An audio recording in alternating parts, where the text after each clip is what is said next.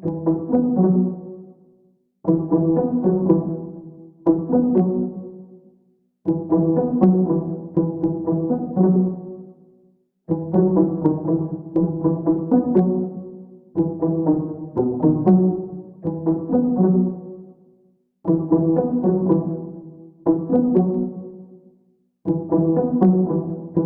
daholo fantatra ankehitriny fa tena efa zato tokoa ilay omby nivonona tao amin'ny distriktina Lalava mba ho fisaorana anireo vahoaka na Lalava izay nametraka fatokisana tamin'ny Ramatoa Soflira Prinsia izay mitarika Vonjimaika amin'ny fidiana solombavam-bahoaka any an-toerana any amin'izao fotoana izao. Ka maro moa ireo olom-pirenena no taitra sady talanjona raha naharefa omby efa-jato be izao no vonona ao Analalava ao mba fisaorana anireo vahoaka. Ka eo indrindra no mampimetra-panontaniana amin'ilay hoe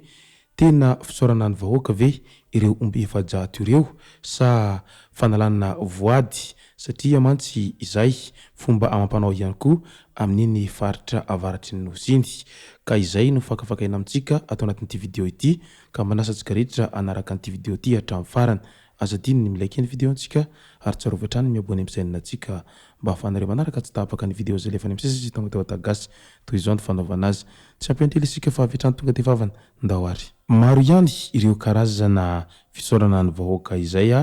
ary hita manao an'izany daholo ireo olona izay lany tamin'ny fidiana solombavam-bahoaka ka samy niezaka nanao fety. Zavatra efa fanao moa izay ary tsy hita izay naharatsy azy ary mbola tsy misy ny maharatsy azy mandraka ankehitriny. Samy amin'ny fomba fanehon'ny hafaliana ny tsirairay. Ao moa ireo izay nohon'ny hafaliana izay dia mandeha any am-piangonana ka manatitra rakitra ao amin'ny fiangonana izay ivavahan'izy ireo ao.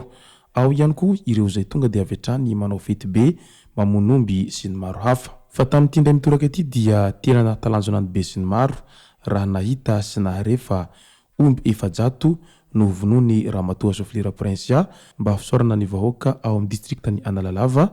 noho ny izy izay mitarika Vonjimaika ao an-toerana ao amin'izao fotoana izao taorian'ny fifidianana solombavam-bahoaka izay natao tamin'ny 20 Mey iny. Raha nilaza sy nampandray izany moa ny radio anankiray izay tsy miankina tao Antsohizo tao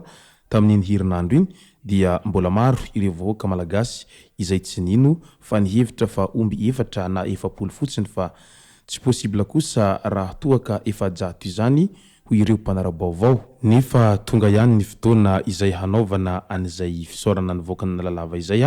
dia tsy nisy fanambarana mandiso an'izay hoe omby efa-jato no vonona ao Analalava mba ho fisaorana ny vahoaka ny Lalava izay nifidy sy natoky any Ramatoa Soflira Prinsia nandritra ny fifidianana solombavam-bahoaka izay natao teo ary hita taratra moa izany tamin'ny vokam-pifidianana izay navoaka ny CNI mialohany hamohana CC ny vokatra fifidianana ofisialy afaka fotoana vitsivitsy eo. Tsy niandry ny fotoana hamohana CC ny vokatra fifidianana ofisialy akory ry zareo miaradia amin'izany Ramatoa Soflira Prinsia izany ao Analalava ao fa avy hatrany dia tonga dia raikitra ny fety be izay miaraka amin'ny vonomby efa-jato be izao mba ho fisaorana anireo vahoaka ary tena lanonana goavana moa no misy any Analalava any amin'izao fotoana izao. Manoloana izay vonomby efa-jato izay dia maro ireo izay samy naneho heviny indrindra fa ny vahoaka malagasy izay mpanaraka ny toetra ara-politika sy ny zava-misy amin'izao fotoana izao nilaza hoe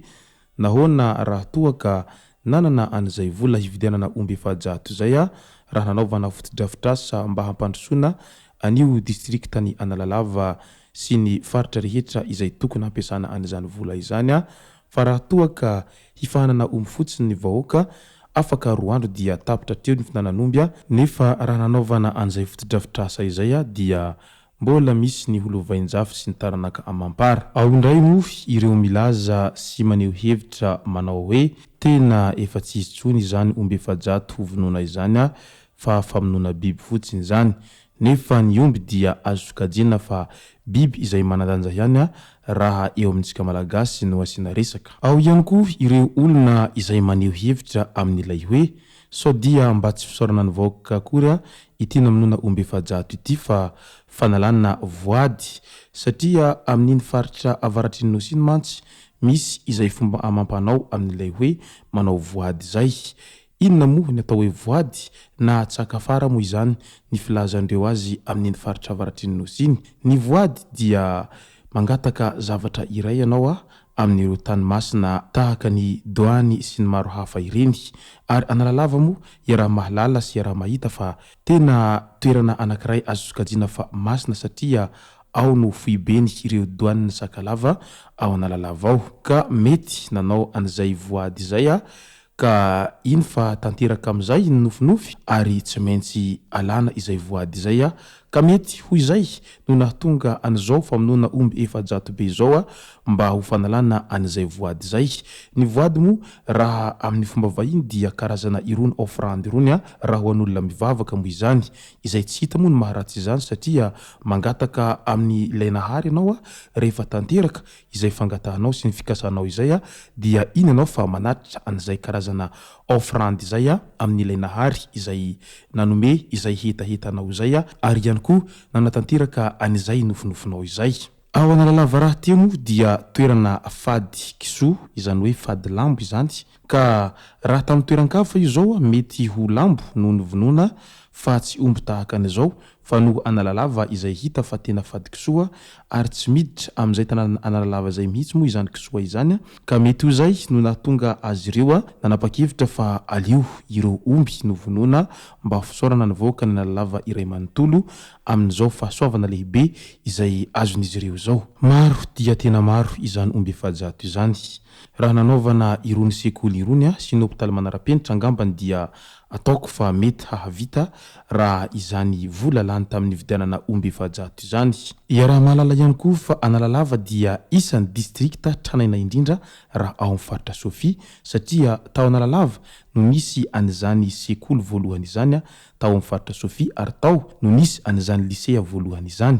Tao moa ny anarany ireo ray aman-drenitsika izay efa nandao fahafatesana toa Andry Rainy Republika Andriamatoa Philbert Tsiranana izay nandranto fianarana tao analalava tao ary tao moa ny nipoirana izany. Nefa ny mahagaga sy ny mampalahelo io analalava io dia azo sokajiana fa distrikta izay isan'ny mbola gisitra raha ao amin'ny faritra Sofia ao. Tsy vitany efa ratsy lalana izany analalava izany fa tsy hita taratra mihitsy raha ny fivoarany tanàna izany analalava izany ka io indrindra no mahatonga ny rehetra mametra-panontaniana amin'ilay hoe nahoana ary ilay vola izay nividianana anio omby efa-jato io raha toa ka nanamboarana ny lalana makany amin'izany tanàna analalava izany mba hialana amin'ny rony haratsin-dalana lava izay tsy misy fiafarany irony fa mety tsy izay ny laram-pahamehan'izy ireo aloha hatreto ho ireo izay mpanara-baovao fa ny fety aloha satria raha voafalifaly ny vahoaka izay miara mizara hafaliana amin'izy ireo dia hadinodino kely aloha